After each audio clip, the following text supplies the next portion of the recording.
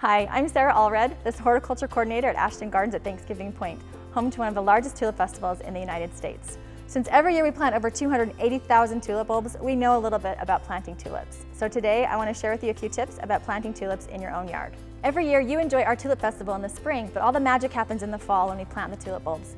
We plant in September and October, and sometimes as late as November, as long as it's before the ground freezes. The great thing about planting tulips is because they come in so many different kinds, you can have a really long garden season. So you plant some early bloomers, mid bloomers, and late bloomers, and you'll have tulips for a long time in the early spring. The great thing about tulip bulbs is that they're really forgiving. As you go through our gardens, you'll see tulips in the sun, in the shade, lots of different places. They're a really forgiving plant. Ideally, you want to plant a tulip in a place where it gets some good afternoon sunshine so that it doesn't get too hot, but they're pretty tough. One thing to remember is they don't need a lot of water, so don't plant them in a place where they'll be overwatered. Not everyone can plant 280,000 tulips. Most people can only plant maybe 10 to 100 tulips in their own yard. So the best thing to do, instead of just planting a few tulips in a row, I would suggest planting them in clumps of maybe 5 to 8 tulips at a time. Tulips should be spaced about 2 inches apart and 6 to 8 inches deep. So you get your trowel and you just kind of dig down. Obviously my soil might be better than the soil in your own garden. And just make sure you put it in with the pointy part pointing up to the sky. Push them down, tap the soil back on, and just plant all your tulips.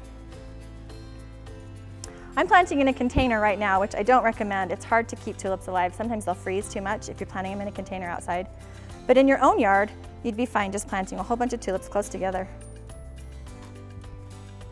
Once you're done, tap the soil down and make sure you water it in really well. You don't have to water all winter long. Pretty soon you'll have snow on there and you'll have enough moisture, but they do need to get watered in to get that growing process started. One thing to remember about tulip bulbs is that deer love tulip bulbs. So be mindful, if you live in an area where deer come frequently, they will eat your tulips. It happens to me every single year. Something interesting also is they don't love daffodil bulbs, so a lot of people will plant daffodils near their tulips, but sometimes the deer still find those tulips, so be careful. After you've planted your tulip bulbs in the fall, now you just have to wait until spring.